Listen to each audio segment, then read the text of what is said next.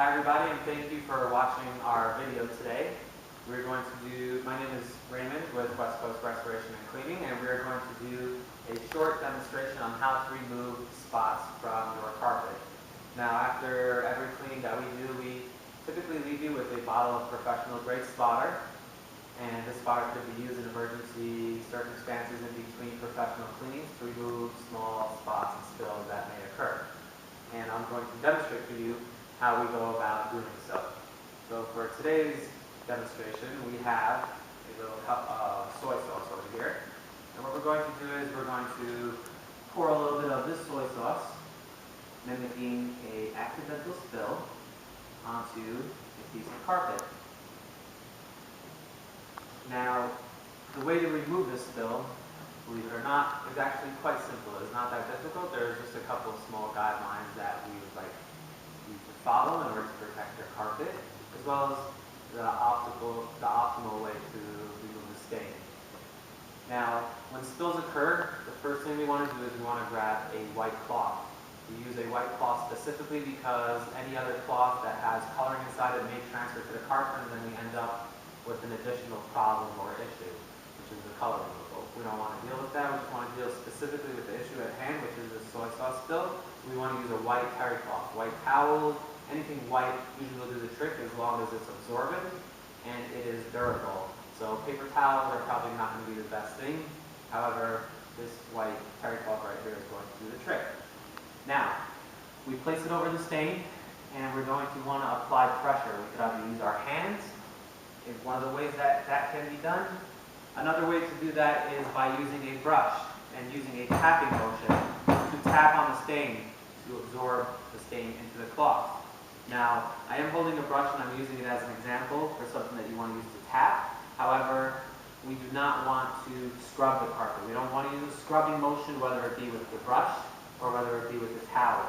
The reason for that being is that because you will fray and split the fibers of the carpet in that area, and that area of the carpet will never look the same. So no scrubbing motion. We want to use simply a tapping motion, which I am demonstrating right now. Now, of course, what's going to happen is that we're going to get a transfer to the towel, and we're going to want to continue repeating this process until we stop getting a transfer of the substance, in our case the soy sauce that is on the carpet. We're going to continue dabbing at it. And as you can see, slowly but surely, we are removing whatever it is that we could with this terry cloth right now, simply through applying a light amount of pressure to the stain. Now, as soon as you feel comfortable that you've gotten out as much as you could by doing this process, this is where the spotter is going to come in. As you can see over here, we still have a light brown stain on our carpet from where the soy sauce went down. We're going to want to take the bottle and slowly apply a light amount, just enough to wet the face fibers of the carpet in the area that is affected. Now once that is done, you have the option, you could leave it sitting there for about 10 to 15 minutes to help it loosen up, especially if the stain's been there for a little longer. You're probably going to want to let the solution sit there for about 10 to 15 minutes to loosen whatever's there up. In our case, since I just poured it now, it's still fresh, and I'm still able to remove it without giving it dwell time. Now, you notice I have a spoon on the table. It's a common household item, just like the brushes for tapping. However, the spoon is going to be used for something a little different. If there is any kind of matter, for instance, if your dog vomited or a piece of macaroni with sauce fell on, or cheese or something fell onto the carpet, you're going to have debris inside it that needs to be removed. The spoon is a great way to use it to scoop out those particulates, I should say, small little pieces of whatever it might be. You can scoop them out using the household spoon and move it over to the side. Now, assuming that this has been sitting here for about 10 to 15 minutes, we are going to want to repeat the exact same procedure that we were doing before, using a clean part of this towel. We're going to place it over the stain, and we are going to apply pressure to absorb whatever is there. Now, if you notice, we are still getting a brown transfer, even though I applied pressure before and I removed a lot of it. There's still a nice amount in there. Now, mixing with our spotter, we're able to absorb more and more of it up. And as you can see again, here's the round spot. And I'm going to continue following this process until I stop absorbing up, until I'm not able to absorb up any more of the stuff that's there.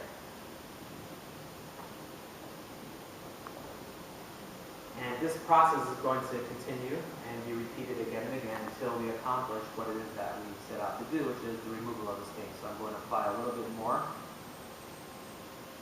And I should mention at this point, sometimes if the stain's been sitting there, it's not going to come out as easily as just applying pressure. Sometimes you are going to have to use a little bit of agitation. However, I want to again stress, do not use a brush for agitation. You want to use a common household item, something that you use like a spoon to scoop out debris. You could also use to agitate the area lightly.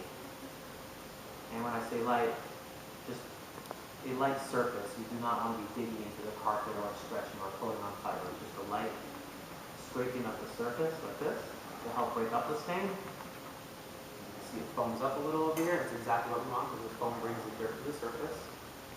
We're going to take our cloth again and continue applying pressure.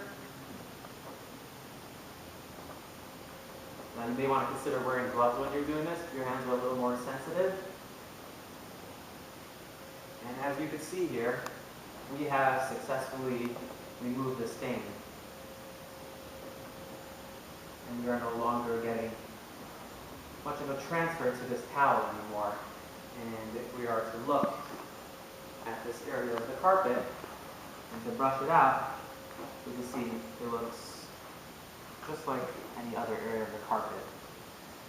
And that is our spot removal video. Now for a small tip in terms of the drying process of this area, you can grab another towel, a fresh new towel, fold it over into a box shape, and you could, again, a clean towel, and I'm not using a clean towel right now, place it over that area that we just treated, and you could apply some pressure using some books and let it sit there for a couple of hours, and that will help whatever moisture is in the carpet to absorb into that white towel, and then we can remove these two and let the rest of the carpet dry.